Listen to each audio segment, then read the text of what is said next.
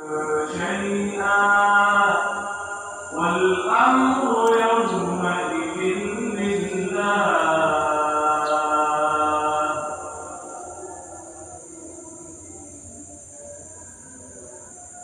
أعوذ بالله من الشيطان الرجيم بسم الله الرحمن الرحيم ويل للمطففين الذين الحمد لله والصلاة والسلام على رسول الله سيدنا محمد بن عبد الله لا حول ولا قوة إلا بالله Hadirin hadirat Bapak Ibu jamaah Masjid Salam, jamaah sholat subuh dan jamaah kuliah subuh. Alhamdulillah, masyaAllah, kita bisa diberikan kekuatan oleh Allah Subhanahu wa Ta'ala, keistiqomahan dalam beribadah. Mudah-mudahan berbagai amal ibadah kita senantiasa diterima oleh Allah Subhanahu wa Ta'ala. InsyaAllah amal yang diterima menghantarkan kita kepada rahmat dan ridhonya. InsyaAllah Allah akan balas dengan surganya. Amin ya rabbal alamin. Hadirin sekalian, kita sudah memasuki Asrul Awakhir, 10 yang terakhir di bulan suci Ramadan. Tentu kita terus mohon pertolongan kepada Allah Subhanahu wa Ta'ala supaya bisa menggunakan momentum Asrul Awakhir ini untuk lebih khusyuk, lebih berkualitas, dan lebih banyak kita mendekatkan diri kepada Allah Subhanahu wa Ta'ala dengan berbagai amal ibadah, termasuk ikhtiar kita untuk meraih Lailatul Qadar. Insyaallah dengan doa kita yang dijawab dikabul oleh Allah, kita diberi kekuatan untuk bisa menggunakan momentum yang terbaik ini dengan sebaik-baiknya. Mudah-mudahan ibadah kita sekali lagi diterima oleh Allah Subhanahu wa Ta'ala. Amin ya rabbal alamin. Kemudian juga kita berdoa mudah-mudahan tahun depan Ramadan tahun depan kita diberi kesempatan kepada Allah memperbanyak amal ibadah, menuju kesempurnaan amal ibadah dan memotivasi kita untuk semangat. Mari kita dengarkan begini tausiah kuliah subuh yang disampaikan oleh Ustaz Ahmad Yusuf dari Pondok Pesantren Maklaul Anwar. Untuk itu kepada Ustaz radhiyallahu anhu, syukur. Silakan.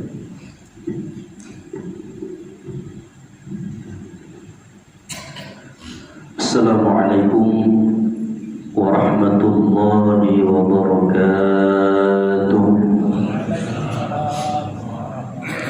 Jawabnya lemah Pak, lemah jawabnya ini. Kayaknya semakin akhir kok makin lemah. Ibu masih sehat Bu ya? Assalamualaikum warahmatullahi wabarakatuh. Semangat itu macam orang yang berpuasa. Kalau tadi itu nampaknya orang tak puasa, jawab sama. Alhamdulillahillazi anzala as-sakinata fi qulubil mu'minin alladzi yazdadu imanan ma'a imanihim. Assalatu wassalamu ala asyrafil anbiya'i wal mursalin sayyidina wa maulana Muhammadin wa ala alihi wa ashabihi ajma'in. Allahumma salli wa sallim ala sayyidina Muhammad sahibil bushra salatan tubashshiruna biha wa ahlana wa awladana wa jami'a masyayikhina wa muallimina wa talabatana wa talibatina min yawmina hadha ila yawmil akhirah, amma ba'd. Shaimin, shaimat, rahimani wa rahimakumullah. Terkhusus yang kami hormati, yang kami muliakan Al-Mukarram Al-Ustaz Haji Muhammad Farhan. Mudah-mudahan Allah panjangkan umur beliau, Allah sehatkan jasad beliau, Allah berikan umur yang istiqamah untuk membimbing kita semuanya. Amin ya rabbal alamin. Dan bapak-bapak, ibu-ibu yang saya muliakan, yang tak sedikit pun Saya merasa lebih mulia daripada antum semuanya. Mudah-mudahan kita semua dimuliakan Allah Subhanahu wa ta'ala. Mudah-mudahan yang sakit disembuhkan, amin. Yang sakit disembuhkan, yang sehat diberikan kesehatan dan afiat. Kalau sehat tanpa afiat, ibadah itu mudah goyang. Mau ibadah itu banyak rintang halangannya. Tapi insyaAllah kalau sehat afiat, maka Allah mudahkan kita untuk datang beribadah kepada Allah Subhanahu wa ta'ala. Dan mudah-mudahan yang hari ini masih diberikan kesusahan, Allah lapangkan urusannya. Yang mungkin di antara kita masih kepikiran sehingga tidur pun susah, makan pun tak nyaman, duduk serba salah, berdiri pun serba salah karena hutang, Allah lunaskan. Amin ya rabbal alamin. Bapak Ibu yang dimuliakan Allah Subhanahu wa ta'ala, tadi sudah disebutkan beliau ini sudah masuk daripada fase-fase terakhir di bulan suci Ramadan. Ada kegembiraan dan juga mungkin dalam kegembiraan itu terdapat kesedihan. Mengapa? Ketika masuk Ramadan, iza jaa syahrul Ramadan syahrul mubarak, orang yang sudah meninggal ketika masuk bulan suci Ramadan, dia ingin lagi kembali meminta kepada Allah walaupun satu hari. Yang sudah meninggal, saking mulianya bulan suci Ramadan. Tetapi ada orang yang Allah berikan kesempatan, dia mungkin 30 hari di bulan suci Ramadan, ternyata dia biasa-biasa saja. Tidak ada peningkatan dalam ibadahnya, tidak ada peningkatan dalam baca Qur'annya, tidak ada peningkatan dalam sedekahnya, tidak ada peningkatan dalam amalnya yang dapat menghantarkannya menjadi orang-orang yang betul la'allakum tattaqun. Takwa itu kan, Bu, kalau kita analogikan secara bahasa, artinya orang yang takut. Kalau kita takut kepada seseorang, maka kita apa? Sembunyi atau lari dari orang tersebut. Kalau dipahami secara bahasa. Tapi takwa itu ternyata ittaqillaha haitsu ma kunta wa atbi'is sayyi'atal hasanata tamhuha wa khaliqin nasi bi khuluqin hasanin, kata Nabi sallallahu alaihi wasallam. Bertakwalah kalian dimanapun kalian berada. Apa yang membuat rasa takut ini menghampiri kepada kita? Apa yang membuat kita ingin bertakwa ini? Maka dimanapun, kapanpun tempatnya, dan orang-orang yang berpuasa ini, dia akan mendapatkan daripada nilai-nilai ketakwaan tersebut. Yang inilah yang akan menjadi bekal sebulan mereka melaksanakan saum Ramadan, qiyamul lail dan lain-lainnya. Di situ dapat melihat daripada karakter sebulan kita dilatih oleh madrasah di bulan suci Ramadan ini. Kalau di selesai Ramadan ya nampaknya, kalau kata anak-anak muda sekarang tuh B aja katanya, biasa aja. Berarti ada yang salah dalam Ramadan yang kita kerjakan, yang kita lakukan. Coba sekarang kita lihat, orang kalau di bulan biasa dia malas baca Quran, tapi ketika masuk Ramadan dia punya target. Nah, insya Allah Ramadan ini aku harus bisa hatam. Bagaimana cara nak menghatamkannya? Berarti satu hari satu juz. Kita bagilah subuh 2 lembar, zuhur 2 lembar, asar 2 lembar, maghrib 2 lembar, isya 2 lembar.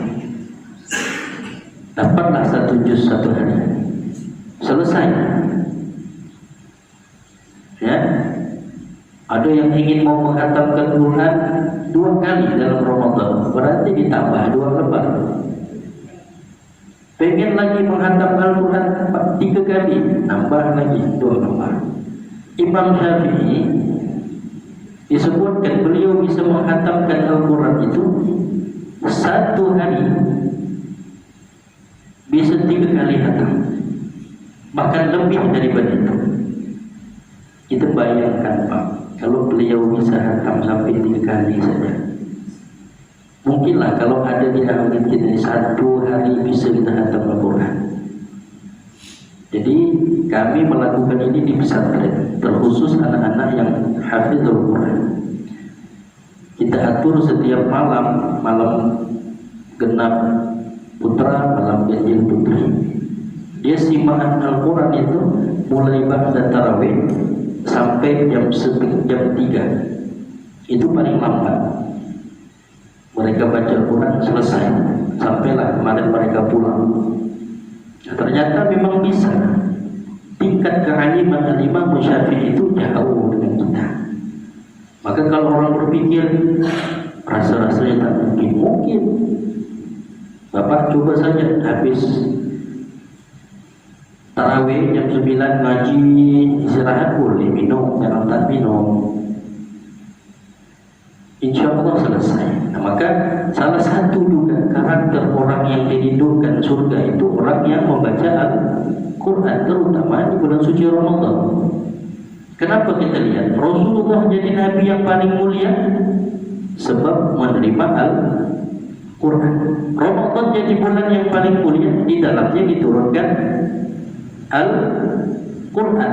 Malaikat Jibril menjadi malaikat yang paling mulia di antara malaikat lainnya sebab menjadi perantara menerimanya Al-Quran Nabi SAW. Maka kalau kita pun mau jadi orang yang mulia,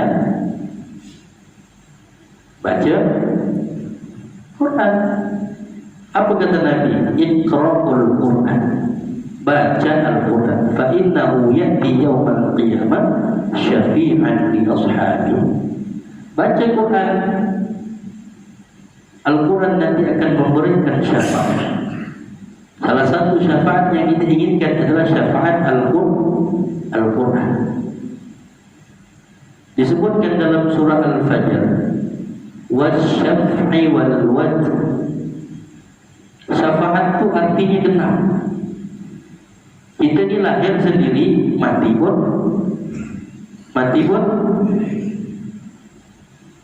Makanya butuh syafaat. Untuk apa? Orang yang cerdas, dia kalau takut, dia ngajak orang biar berani. Maka syafaat Quran ini kata Nabi SAW, dia akan menjadi syafaat, memberikan pertolongan bagi orang yang membacanya. Nah, bahkan disebutkan 4 golongan daripada orang yang dirindukan surga itu orang yang membaca Al-Quran.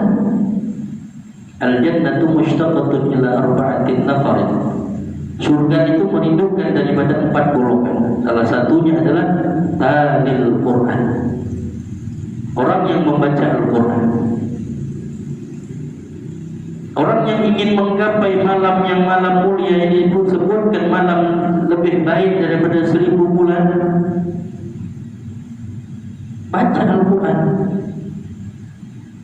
Apa kesibukan kita di bulan suci Ramadan ini? Banyak orang yang tidak memperhatikan Al-Quran.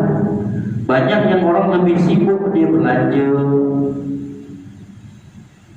buat kue, ibu-ibu mendekati lebaran nih. Kalau tidak ada Ustaz, buat beli yang simpel. Tahan ngantri, tak ada apa dari habis maghrib sampai jam 10. Dari mana dia, kata suaminya. Habis ngantri kue bang. Ya Allah, tak ada terawih kau. Ya, nanti abang kalau dah lebaran tak ada kue di rumah. Abang yang ngantri tak mau katanya. Senyaplah kita dah kalau laki-laki dibilang begitu. Tapi banyak memang bagus. Ya Allah, tadi malam isi di Urai Bawani, depan itu tempat belanja, motor full parkirnya. Tapi dalam hati itu sepi.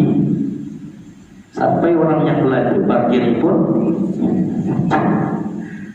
begitu kan di Al-Falah Sungai Jawi itu. Kalau awal Ramadan sampai depan mitra mantu parkir orang sebaik Lawi. Sampai Al-Falah sudah besar pun mau dibesarkan lagi, karena jamaah tak mampu. Tapi periksalah udah 10 malam terakhir, parkiran pun sama dalam haji tumpul, tapi orang sedikit dalam haji, banyak ke sebelah. Nah, kita tidak bisa menyalahkan dan kita merasa lebih baik dari mereka, tidak. Begitulah tadi Ramadan ini, kalau kita mampu mengerjakan, menjalankan perintah-perintah Allah dengan baik, maka kita tak tergoda dengan itu. Bukan tak boleh, tapi jangan sampai mengorbankan banyak waktu untuk menghabiskan waktu ya hanya dengan itu. Ternyata banyak. Udah baca Quran, udah tadi malam sama-sama di masjid dapatlah 6 ayat. Alhamdulillah. Bila selesai kata anak. Kalau anak ibu bapak di pesantren jangan khawatir. Sudah pasti khatmil Quran, hatam Quran. Jadi kemarin nak balik tanya, udah hatam Quran? Udah. Dengan tegas, dengan beraninya dijawab udah. Balik, coba tanya, mak udah hatam Quran mak? Belum. Waktu masih bohongan kata buat kue. Ramadan ini nilai-nilai kita untuk berbuat baik ini luar biasa mudah. Nah, tapi yang kita juga terkadang sampai melihat hal semacam itu tuh, jalan Kota Baru tuh macet tuh. Jadi kalau udah kita ngisi udah malam nih, ya Allah luar biasa. Jalan yang selebar-lebar itu jadi sempit. Kita bayangkan kalau orang berbondong-bondong datang ke masjid begitu Ustaz Farhan, ya Allah pengurus masjid dibahagianya. Nah itulah tanda-tanda daripada kata Nabi SAW di akhir zaman ini. Di depan masjid, tempat pembelanjaan, ya kan? Ustaznya ceramah begini yang lanjut tak peduli dah. Bahkan ada yang ngomong kaki kaulah. Tapi tugas kita memang mengingatkan, menyampaikan. Kita tidak menjustis orang itu, mungkin saja ada uzur syar'i yang lain yang menyebabkan mungkin dia bisa datang ke situ. Bapak Ibu yang dimuliakan Allah Subhanahu wa taala, maka apa amalan-amalan kita menjelang akhir Ramadan ini? Karena 4 imam ini berbeda pendapat mengenai malam Lailatul Qadar. Ada 3 syarat orang itu bisa mendapatkan Lailatul Qadar. Pertama, ibadahnya kontinu istiqomah. Kemudian sedekah, banyak-banyak sedekah. Afdhalus sedekah fi Ramadan. Sebaik-baiknya sedekah di bulan suci Ramadan. Maka kalau pengurus mengimbau hari ini yang akan menyiapkan iftar, insyaallah mampu kita kerjakan. Syarat yang ketiganya apa tadi? Habiskan malam itu dengan kita qiyamul lail. Tadi malam 2 juga. Saya keluar dari masjid dengan santri tadi jam 4:30, dan Ustaz harus isi pulang, datang ke pondok, persiapan sahur dan lain-lain. Pas jam 4 saya berangkat ke sini. Alhamdulillah, masjid sekitar Kota Baru itu penuh mengadakan sahur bersama, diawali dengan qiyamul lail. Kenapa? Itulah istimewanya daripada apa yang Rasulullah SAW sampaikan. Beliau tidak mengatakan malam 21 itu pasti Lailatul Qadar. Kalau begitu Pak, saya yakin tak kuat tempatnya. Beliau menginstruksikan 10 malam terakhir. Daripada yang lain-lain itu semuanya ganjil. Tapi Sayyidina Bilal bin Rabah mengatakan malam Lailatul Qadar itu malam 24. Genap. Di antara yang lainnya, Imam Syafi'i kuat pendapatnya mengatakan Lailatul Qadar itu malam 27.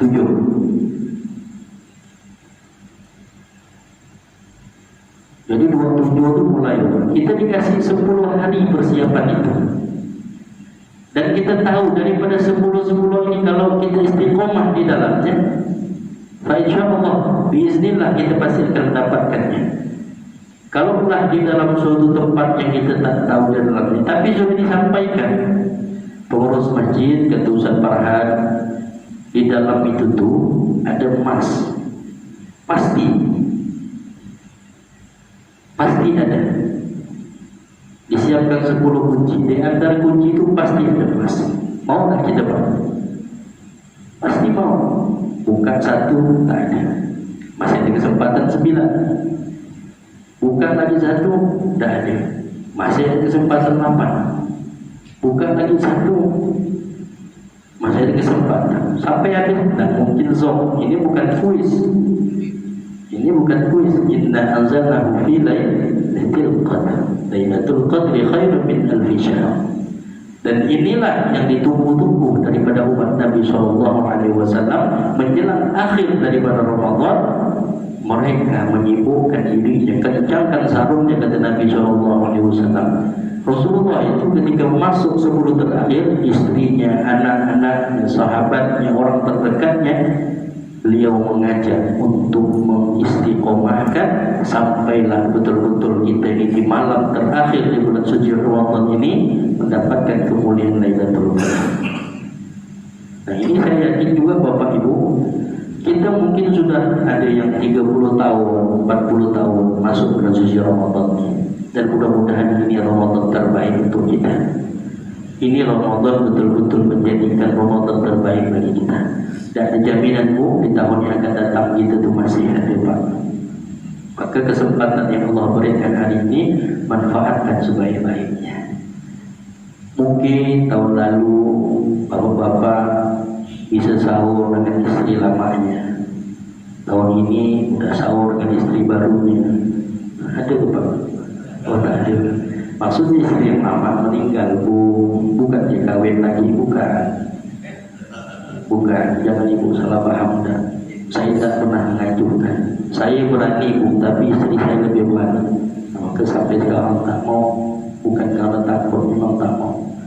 Nah, mungkin ini tadi begitu. Ibu-ibu pun mungkin yang tahun lalu masih sahur dengan suami lamanya, mungkin tahun ini udah sahur dengan yang baru, mereka tidak tahu. Nah, tapi itulah namanya umur. Suatu saat kita akan kembali kepada Allah. Maka tadi disebutkan orang mati sendiri dan hidup sendiri, kita membutuhkan syafaat. Bapak Ibu yang dimuliakan Allah Subhanahu wa taala. Jadi manfaatkan akhir-akhir dari Ramadan ini dengan kita memperbanyak di rumah Allah. Banyak rumah Allah. Ketika nanti disebutkan al-wada ya Ramadan, al-wada ya Ramadan, selamat tinggal wahai Ramadan. Nabi itu menangis. Kenapa bulan yang istimewa ini akan meninggalkan kita? Maka kita perlu muhasabah, introspeksi. Sudah sejauh mana amaliyah yang kita kerjakan untuk kita datang memenuhi panggilan Allah ini. Ramadan itu artinya panas, panas yang sangat terik. Saking panas itu membakar. Apa yang dibakar? Mudah-mudahan dosa kita dibakar, sifat-sifat hasad hasud kita dibakar, sifat iri dengki kita dibakar. Apalagi pokoknya yang jelek-jelek itu mudah-mudahan sebab datangnya Ramadan ini Allah ampunkan dosa kita. Dari yang kecil, yang sedang, yang besar. Man shoma Ramadan imanan wa ihtisaban ghufira lahu ma taqaddama min dhanbi. Siapa yang berpuasa kepada Allah dengan penuh keimanan dan mengharap keridhaan Allah, ghufira lahu. Di situ jadilah disebutkan ghufira lahu. Allah akan ampunkan ma taqaddama min dhanbi, dosa kita yang lalu. Mau Pak Haji Thohir, mau Pak Haji, Bapak Ibu yang dimuliakan Allah, kalau itulah yang disampaikan Nabi kita, dosa kita akan diampunkan Allah, maka puasalah dengan penuh keimanan. Puasa itu mampu meredam nafsu kita, mampu menahan nafsu kita, mampu menahan daripada perbuatan-perbuatan buruk. Maka mudah-mudahan akhir daripada Ramadan kita ini semuanya dalam keadaan baik-baik sampai akhir kita tetap istiqomah dan selesai Ramadan kita digolongkan menjadi orang-orang yang la'allakum tattaqun. Bentar lagi suruh. Jadi mungkin yang mau bertanya kami persilahkan.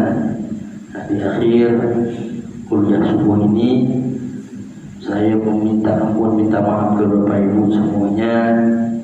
Mudah-mudahan kita panjang umur, Idul Fitri tak ketemu. Saya minta maaf zahiran wa batinan. Minta maaf, mungkin pernah ada salah, mungkin ada salah, mungkin dalam penyampaian ini ada yang tersinggung. Saya mohon maaf lahir dan batin kepada Bapak Ibu semuanya. Mudah-mudahan Ramadan ini adalah Ramadan yang paling baik yang pernah kita lewati semasa umur kita Allah berikan. Ini saja yang dapat saya sampaikan. Mudah-mudahan apa yang hari ini kita duduk di rumah Allah ini bernilai ibadah dan pahala di sisi Allah Subhanahu wa taala. Amin ya rabbal alamin. Kami akhiri, hadanallahu wa iyyakum ila shiratal mustaqim. Assalamualaikum warahmatullahi wabarakatuh. Silakan yang mau bertanya.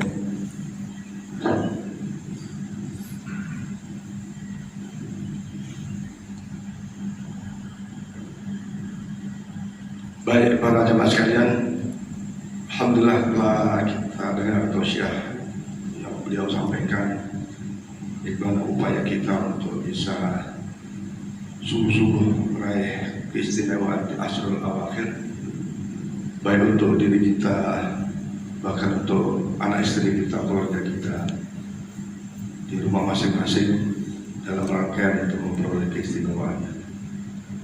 Kemudian tentu saja ketika kita tidak menggunakan momentum Ramadan dengan lebih baik, lebih maksimal dalam beribadah, tentu menjadi tanda tanya bagi setiap kita. Kenapa ruang yang sudah Allah berikan kepada kita kok tidak mau kita manfaatkan lebih baik? Maka mari setiap kita untuk setidaknya mengevaluasi diri. Kenapa datang Ramadan kok biasa-biasa saja? Ini penting bagi kita. Kalau tadi disebutkan, kalau takut sama manusia, kita ngumpet, kita lari, sembunyi. Tapi sesungguhnya ketika kita takut kepada Allah, idealnya justru kita mendekat kepada Allah Subhanahu wa taala, dan Allah itu lebih suka kepada hamba-Nya yang dekat, taqarruban ila Allah, lebih mendekat kepada Allah Subhanahu wa taala, lebih lagi di bulan suci Ramadan. Nah, hadirin sekalian, masih ada waktu sebelum surut. Mungkin ada yang ingin ditanyakan dari para jemaah sekalian. Silakan.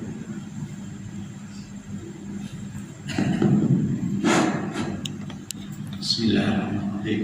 Assalamualaikum warahmatullahi wabarakatuh. Waalaikumsalam warahmatullahi wabarakatuh. Ramadan diakhiri dengan zakat fitrah, di antaranya bayarkanlah zakat fitrah sebelum matahari terbit. Yang ingin saya pertanyakan, kewajiban membayar zakat fitrah itu adalah apakah kepala keluarga atau diri masing-masing? Sebaliknya nih Ustaz, karena saya punya anak bungsu yang kira usia udah lepas dan udah bekerja lagi. Beliau ini berkeinginan biar kami yang bayar Pak. Biarkan. Disitulah kan saya bertanya, apakah saya membayarkan dia membayarkan kami? Terima kasih. Assalamualaikum warahmatullahi wabarakatuh. Baik, ini pertanyaan bagus karena zakat fitrah ini memang Allah peruntukkan di bulan suci Ramadan. Kadang pun ada orang nak berzakat mal pun di bulan Ramadan. Zakat mal itu tak mesti bulan Ramadan. Ketika dah sampai haul atau nisabnya keluarnya. Jadi jangan salah dalam kalau zakat fitrah ini khusus di bulan Ramadan. Jadi masuk awal Ramadan sampai masuk awal Syawal itu bahkan disampaikan sebelum khatib naik mimbar. Tapi kalau kita bagikan itu tak mampu ngurus masjid. Nah, jadi pertanyaan beliau tadi bagus. Apakah kita orang tua kalau kita punya anak yang sudah mampu, boleh anak itu yang membayarkan zakat fitrah kita? Sudah pun kita memiliki kemampuan. Jawabannya boleh. Zakat fitrah ini Pak, Bu, yang namanya zakat itu ada 8 asnaf yang berhak menerimanya. Disebutkan di dalam Al-Quran. Yang pertama itu orang fakir. Fakir itu pengertiannya dia tidak punya pekerjaan dan juga tidak punya harta yang untuk menjadi atau menafkahi dirinya atau orang yang ditanggungnya. Itu fakir, sana saling fakirnya. Kedua miskin. Miskin ini dia punya pekerjaan, dia punya harta, tapi tak cukup untuk memenuhi kebutuhan pokoknya sehari-hari. Maka orang yang kategori 2 tadi inilah yang menjadi awal kita untuk kita kejarnya. Dan saya itu syarat, misal kasih zakat fitrah itu, misal betul-betul ini tak mampu, jangan takut-takut. Jangan kasih 2,5 kilo atau 5 kilo, 6 kilo, kasih lebih. Mudah-mudahan tahun depan dia itu bukan yang menerima, tapi dia sebagai muzaki, orang yang berzakat. Jangan takut-takut Pak, karena zakat fitrah itu tidak boleh ditahan-tahan. Zakat fitrah itu si penerima tadi ini dan kita mungkin sebagai amil ini, jangan ada yang beberapa masjid menyalurkan zakat fitrah itu ke bahan kedua, ke bahan ketiga. Itu sudah tak lagi terhitung zakat fitrah, maka hati-hati. Itu sudah sebagai sedekah biasa saja. Tak boleh ditahan-tahan. Kasihan orang yang sudah berzakat fitrah, ternyata zakat fitrahnya tak sampai. Zakat fitrahnya tak disampaikan di batas waktu yang telah ditentukan itu. Jangan. Nah, maka tadi boleh anak dia punya kemampuan untuk membayar zakat fitrah untuk dirinya sendiri, boleh. Boleh, bukan tak boleh. Ya. Kemudian orang tua dia tidak mampu, anaknya mampu untuk membayar zakat fitrahnya. Maka kalau kategori mampu tadi itu kadarnya tadi disebutkan. Kalau fakir dia orang yang menerima zakat, miskin orang yang menerima zakat, mu'allaf orang yang menerima zakat, orang termasuk yang banyak hutang. Oh, mobilnya Fortuner, kita belum tahu mungkin hutangnya lebih banyak dari Fortunernya kan? Kasih dia zakat. Tapi kata Pak Haji Tohir, malu gak aku terima sama Ustaz mobil aku Fortuner. Tak mampu bayar. Kalau dia mampu jangan dikasih, ya kan? Kalau begitu makanya rata-rata kalau saya lihat, mohon maaf, para pengusaha itu pasti punya utang, pasti punya utang, tapi dia mampu bayarnya. Maka macam itu tak termasuk dari 8 asnaf.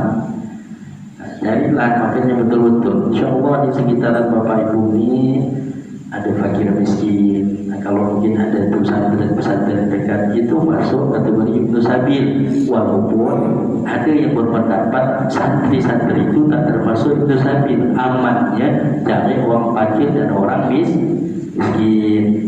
Nah, kalaupun Bapak Ibu tadi masjid sudah ada lembaga untuk mengurus zakatnya, datanglah ke sini. Karena kalau mungkin kita datang sendiri-sendiri itu mungkin tak tahu. Kalau masjid ini kan sudah punya data. Nah, kita khusus datang ke sini menurunkan zakat fitrah. Nah, Maka pengurus masjid harus bisa membedakan. Kalau zakat fitrah khususkan zakat fitrah. Kalau infak sedekahnya dicatat juga yang lain. Kalau infak sedekah itu bisa juga digunakan yang lain-lain, Pak. Tapi kalau zakat fitrah tak boleh untuk pecat masjid, untuk beli hasil, jangan. Insya Allah di sini tidak bakalan begitu biasa. Tapi ada beberapa masjid yang zakat fitrah pun dikelola untuk membesar masjid, tak boleh. Bapak harus berhati-hati. Kalau datang, kalau kita ragu, tanya penyalurannya di mana. Oke. Itu Pak Haji, insya Allah itu dari saya. Cukup jelas ya. Mungkin yang lain, Pak Andi silakan.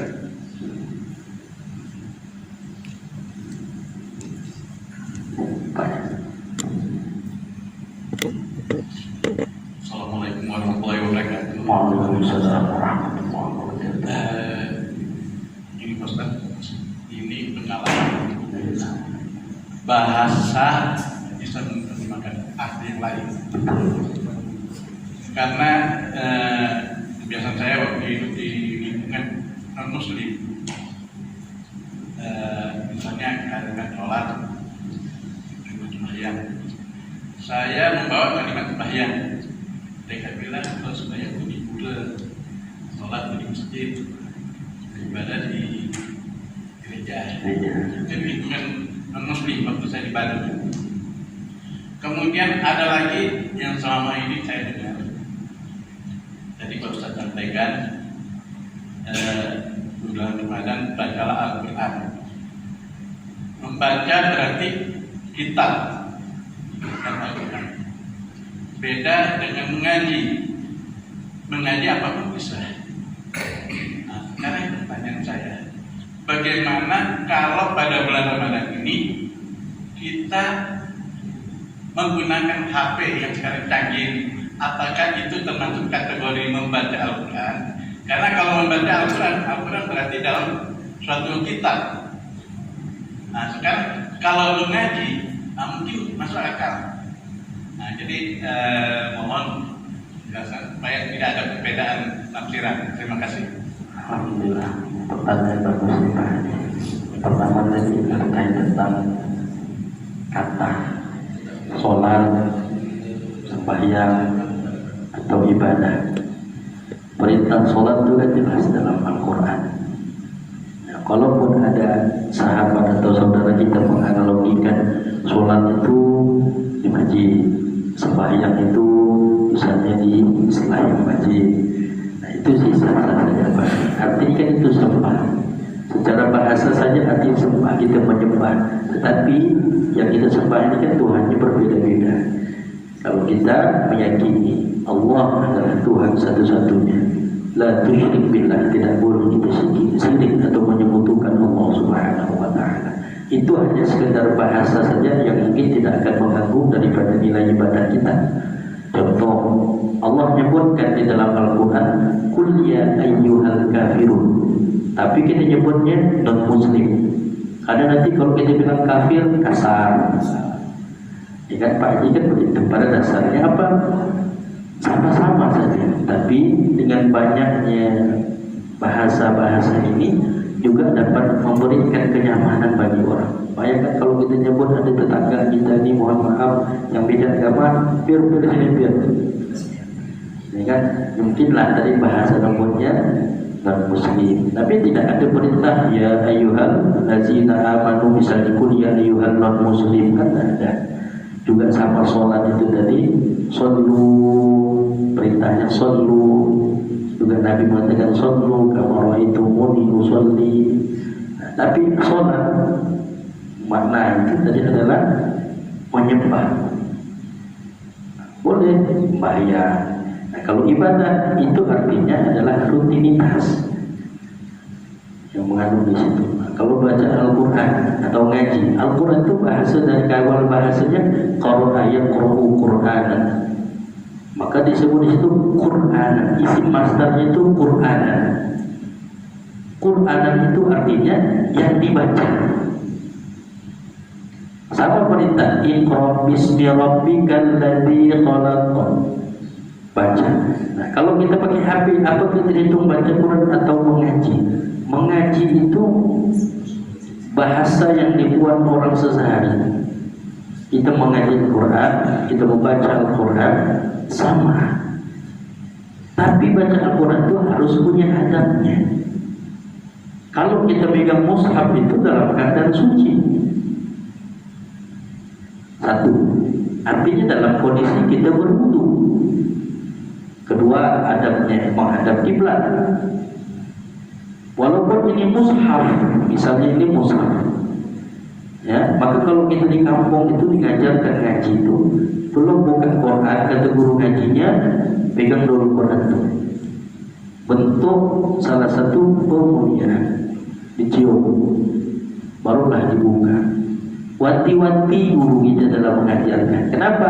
Itu bukan sekedar mushaf, tapi ini adalah Al-Quran yang menjadi sumber hukum bagi kita umat Islam. Maka kalau kita mau mengaji pun pakai Al-HP, pakai HP ini boleh baca. Tapi tadi juga karena kita baca ini di sini bentuknya mushaf tapi yang digital. Perlakuan kita harus sama.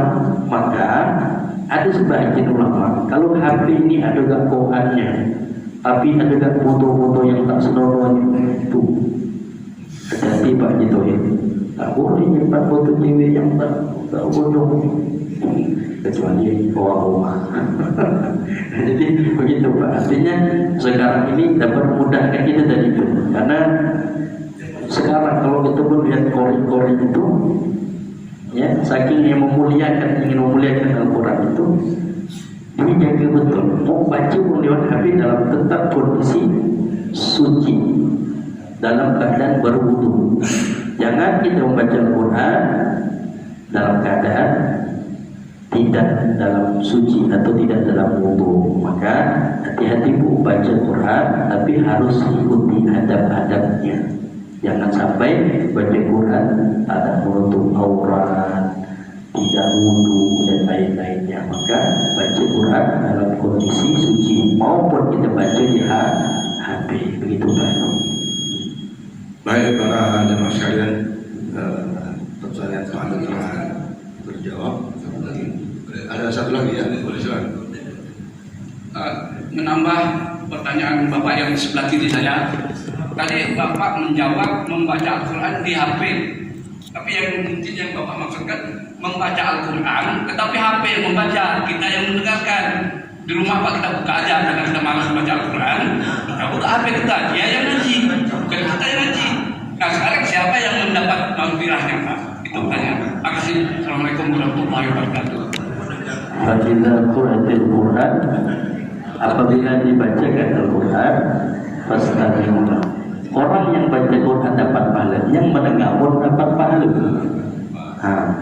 Tapi kalau tadi kita buka nih, aku hanya ngaji soal, berarti bukan ngaji. Dengar MP3, mendengar. Orang yang baca saja, orang yang mendengar saja dapat pahala, apakah lagi orang yang membaca. Ini pas beliau tadi nanya itu. Jadi ibu-ibu kalau mau rumahnya itu sakinah, mawaddah warahmah, anak-anaknya tidak susah diatur, suaminya pun tak susah diatur. Tahu ibu, minimal jangan lewat dari 3 hari baca surah Al-Baqarah. Baca surah Al-Baqarah. Tak mampu baca, tawalah HP itu. Kau tak mampu gaji berarti dia tak mau anaknya jadi anak yang baik. Siapapun yang mendengar bacaan Al-Quran di rumah, Al-Quran itu magnetnya salah satu mencegah kita untuk berbuat yang buruk dan memberikan semangat bagi kita untuk berbuat baik. Itu kalau kita mendengar Quran. Macam mana kalau kita membaca Al-Quran? Nah, minimal jangan itu. Apalagi amaliyahnya yang Al-Quran. Kalau Al-Quran itu diamalkan, tidak ada efek sampingnya.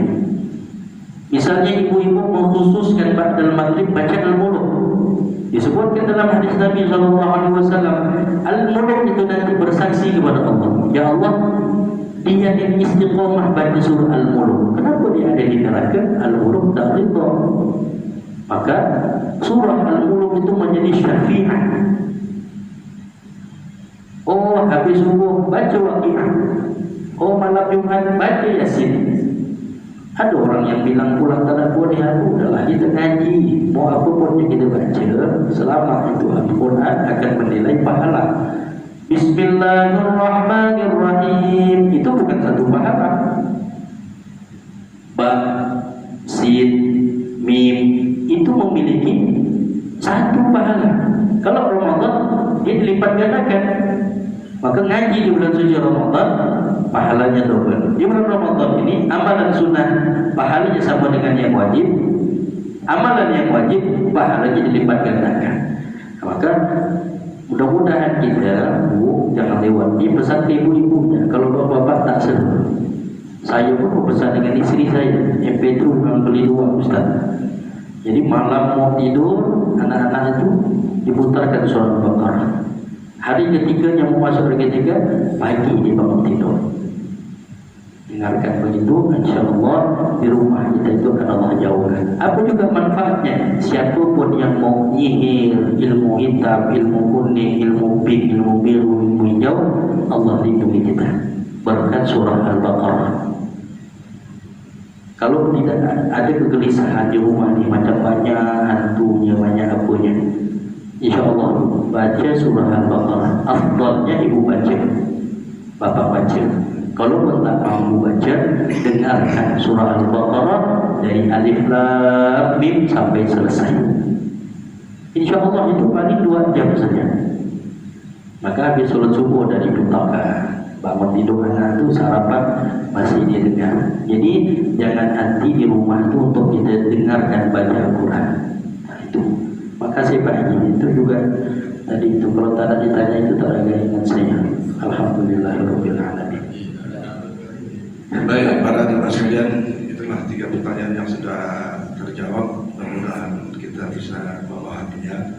Dan memang belakangan ini ya, ada pihak-pihak tertentu yang sengaja membuat suasana pemahaman yang kadang itu goyah. Ya, sembahyang dengan sholat, ya bahasa aslinya sholat kan? Sembahyang itu kan sesungguhnya bahasa Jawa ya misalnya. Dulu dakwahnya Wali Songo itu, ya kan, di Jawa ya orang sembahyang orang muda ya, orang hidup ya. Tapi dibawa ke sholat dari menyembah yang Maha Kuasa Allah Subhanahu wa Ta'ala. Termasuk HP itu sebenarnya juga bagian dari perintah Allah untuk kita agungkan, karena itu bagian dari ilmu, bagian dari teknologi, sehingga memudahkan kita baca. Kalau di kantor nggak ada mushaf, buka HP, wah itu sudah memudahkan kita untuk di mana saja, mau di mobil di mana, ya cuman adabnya tadi memang betul harus dijaga. Karena di HP bermacam hal ada di situ. Kalau mushaf ya memang hanya mushaf ya seperti yang tercetak. Saya kira demikian para jemaah sekalian, mudah-mudahan sekali lagi ada manfaat untuk kita sekalian. Kita beri kekuatan untuk istiqomah sampai akhir Ramadan dengan berbagai amaliyah ibadah yang luar biasa dibanding di luar. Untuk keberkahan ilmu, mohon saya menyampaikan doa adalah doa yang berjaya. Wassalamualaikum warahmatullahi wabarakatuh. Ya wa'ala kulli Al-Fatihah.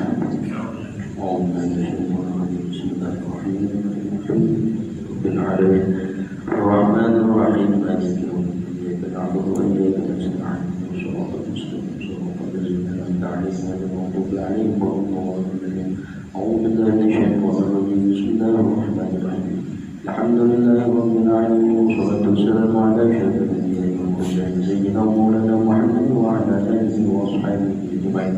اللهم صل على سيدنا محمد صلاة تنجينا بها من الأول والآخرة وتغفرنا بها جميع الحاجات وتطهرنا بها من سيئات وترفعنا بها إنك على الدرجات وتبلغنا بها أوصى الغيب جميع الخيرات والحاجات والمعلومات إنك على كل شيء قدير. اللهم اغفر لنا ذنوبنا ولوالدينا وارحمهم كما ربونا صغارا ولجميع المؤمنين والمؤمنات والمسلمين والمسلمات الأحياء منهم والأموات إنك سميع قريب مجيب الدعوة ويا قاضي الحاجات. اللهم جمعنا هذا جمعا مرحوما وتفرقنا من بعده تفرقا معصوما. اللهم يسر لنا أمورنا أمور دين الدنيا والآخرة اللهم يسر لنا أمورنا أمور دين الدنيا والآخرة اللهم يسر لنا أمورنا أمور دين الدنيا والآخرة اللهم يسر لنا زيارة مكة والمدينة بجاه سيدنا محمد صلى الله عليه وسلم اللهم يسر لنا زيارة مكة والمدينة بجاه سيدنا محمد صلى الله عليه وسلم اللهم يسر لنا أمورنا اللهم يسر لنا زيارة مكة والمدينة بجاه سيدنا محمد صلى الله عليه وسلم ربنا زدنا علما وارزقنا فهما وعملا صالحا متقبلا ورزقا حلالا طيبا واسعا برحمتك يا ارحم الراحمين ربنا اجعلنا مقيم الصلاه ومن ذريتنا ربنا وتقبل الدعاء ربنا اتنا في الدنيا حسنه وفي الاخره حسنه وقنا عذاب النار اللهم فارق الفرقان ومنزل القران وبالحكمه والبيان بارك اللهم لنا في شهر رمضان بارك اللهم لنا في شهر رمضان بارك الله لنا في شهر رمضان دعوهم فيها سبحانك اللهم وتحيتهم فيها سلام واخر دعوانا الحمد لله رب العالمين اللهم صل على رسولك سيدنا مولانا محمد